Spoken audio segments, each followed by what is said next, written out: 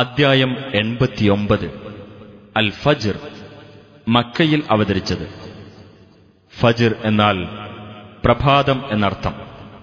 1-ാം വചനത്തിൽ പ്രഭാതത്തിന്റെ പേരിൽ സത്യം ചെയ്തിട്ടുള്ളതാണ് ഈ പേരിന് നിദാനം.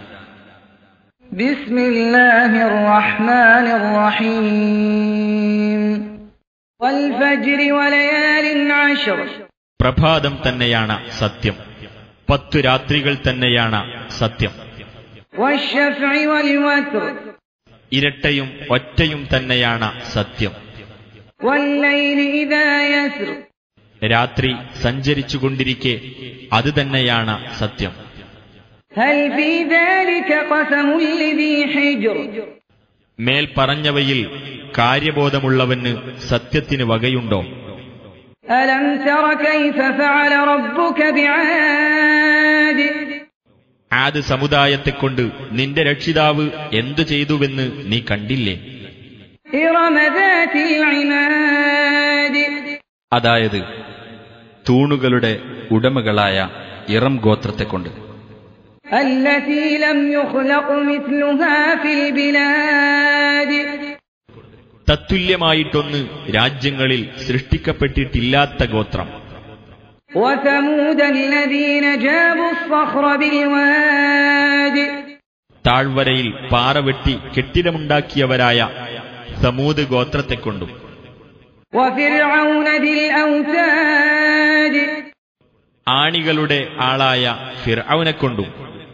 അല്ലദീന തഗൗ ഫിൽ ബിലാദ്. നാടുകളിൽ അതിക്രമം പ്രവർത്തിക്കുകയും ഫഅക്തറൂ ഫീഹൽ ഫസാദ്. അവിടെ കുഴപ്പം വർദ്ധിപ്പിക്കുകയും ചെയ്തവരാണവർ. ഫസബ്ബ അലൈഹിം റബ്ബുക സൗത അദാബ്.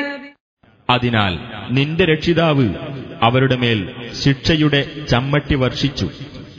ഇന്ന റബ്ബക ലബിൽ മിർസാദ്. തീർച്ചയായും നിന്റെ രക്ഷിതാവ് പതിയിരിക്കുന്ന സ്ഥാനത്തു തന്നെയുണ്ട്.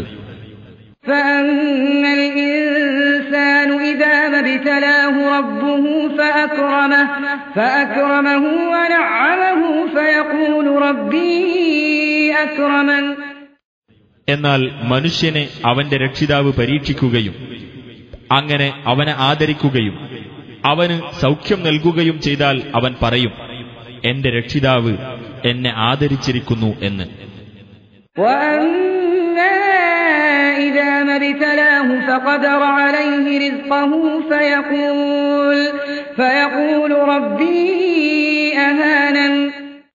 എന്നാൽ മനുഷ്യനെ അവൻ പരീക്ഷിക്കുകയും എന്നിട്ട് അവന്റെ ഉപജീവനം ഇടുങ്ങിയതാക്കുകയും ചെയ്താൽ അവൻ പറയും, എന്റെ രക്ഷിതാവ് എന്നെ അപമാനിച്ചിരിക്കുന്നു എന്ന്.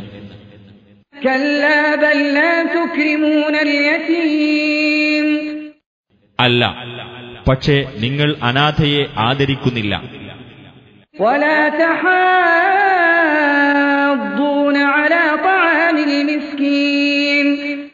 പാവപ്പെട്ടവന്റെ ആഹാരത്തിന് നിങ്ങൾ പ്രോത്സാഹനം നൽകുന്നുമില്ല.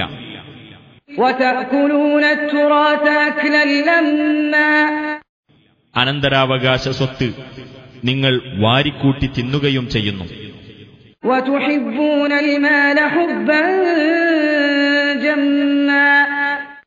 ധനത്തെ നിങ്ങൾ അമിതമായ തോതിൽ സ്നേഹിക്കുകയും ചെയ്യുന്നു.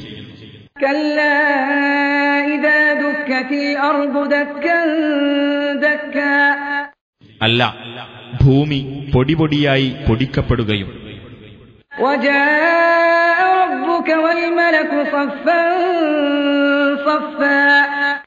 നിന്റെ രക്ഷിതാവും അണിയണിയായി മലക്കുകളും വരുകയും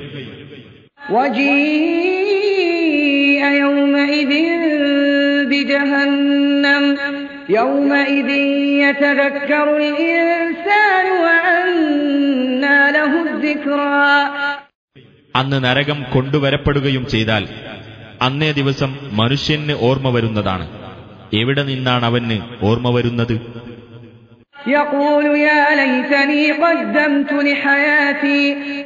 അവൻ പറയും, അയ്യോ, ഞാൻ എന്റെ ജീവിതത്തിനു വേണ്ടി മുൻകൂട്ടി സൽക്കർമ്മങ്ങൾ ചെയ്തു വച്ചിരുന്നെങ്കിൽ എത്ര നന്നായിരുന്നേനെ.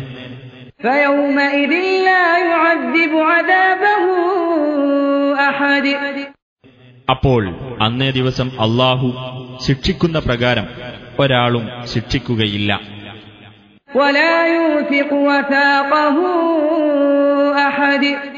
അവൻ പിടിച്ചു ബന്ധിക്കുന്നതുപോലെ ഒരാളും പിടിച്ചു ബന്ധിക്കുന്നതുമല്ല.